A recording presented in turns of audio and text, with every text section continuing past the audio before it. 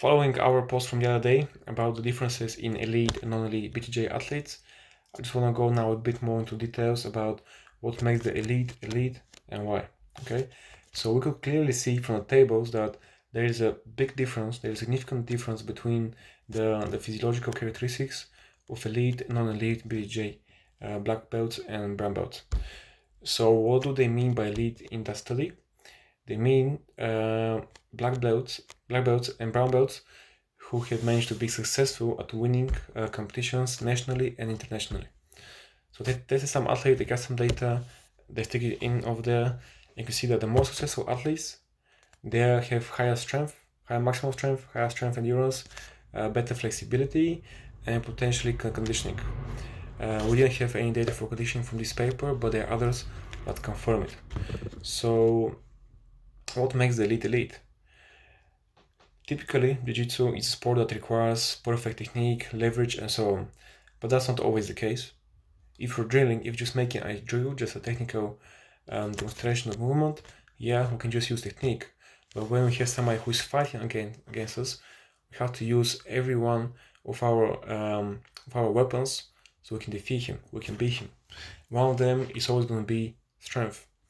So strength can be defined in many different ways, but typically what we need for BJJ is maximum strength and strength endurance. We clearly see from the table that the one repetition maximum for the bench press and for the squat, they were very, very similar.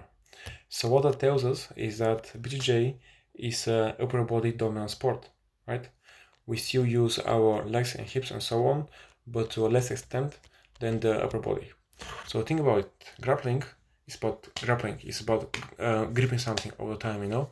Especially if you're doing gi jiu-jitsu or like, let's say judo, for example, you have to be grabbing the sleeves, the collars, the clothing, which is even more demanding on your hands, on your fingers, and so on. So when do we actually use strength? So as you mentioned, every time we're grappling, you're using some kind of strength. It might be strength, it might be strength endurance. In the standing position, we use that for off balancing, for pushing and pulling to our opponent, for snapping somebody down, and also for takedowns and for throws. For example, you shoot on somebody for a double leg, or for single, they're sprawling, and although you have good technique and so on, you need to use more of your strength so you can come up, you lift him up, and then you can take him down.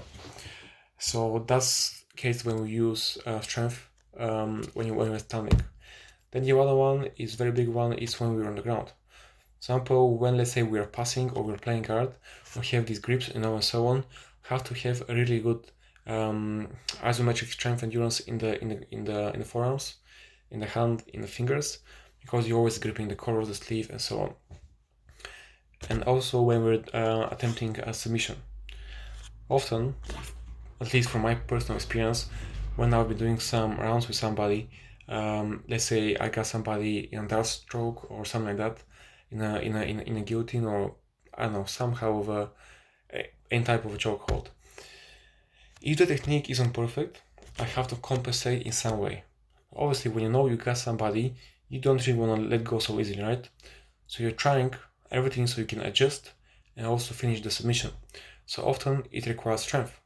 For example, I got somebody in that choke, but it's not really tight. There is much more space around his neck. I have to really squeeze everything, my biceps, my chest, my pecs, my back, everything, just to make the space tighter and finish him. So obviously, the stronger I am, the more force I can put on his neck, and then I can choke him out easier, right? That's the one. And then the other one is when we're doing sweeps as well. Often sweeps are about timing. So let's say you go on the other way, then the person reacts, and you have to go on the other way so you can surprise him. But sometimes that doesn't really work. We have to really force a bit more. And that's why we have to use strength more. So this is just a very quick summary of what are some of the physiological demands and the characteristics of elite BJJ players. So now how we should approach our strength training. Typically, to improve maximal strength, the best thing we can do is first lay a very good amount of foundations. That's where our typical bodybuilding or hypertrophy training counts. Let's say we build some muscle mass over the period or 1 or 2 months. Then we can go into heavy loads, lift heavier weights, we can improve more our maximum strength. Think about it this way. If your engine is very small, there is no chance, there is no way you have huge amounts of horsepower, right? It's simply not really gonna work. So the bigger the engine, the bigger the horsepower too. There are obviously pros and cons to both situations, but typically we need some parts of hypertrophy training, of getting some more muscle mass, so we can improve more our maximum strength. The bad thing is that you can fall into a trap when we're pretty much often or consistently doing just hypertrophy training, which means yes, you improve your strength and your strength endurance, but you won't get a substantial amount of muscle mass. So for example, if you increase your muscle mass too much and your strength just a few kilograms on your bench or squats, you might go to a heavier weight class, but you won't be able to exert the same amount of force relative to the other athletes. So that's why we have to have periods when we're just using maximum strength, so heavier loads and less repetitions.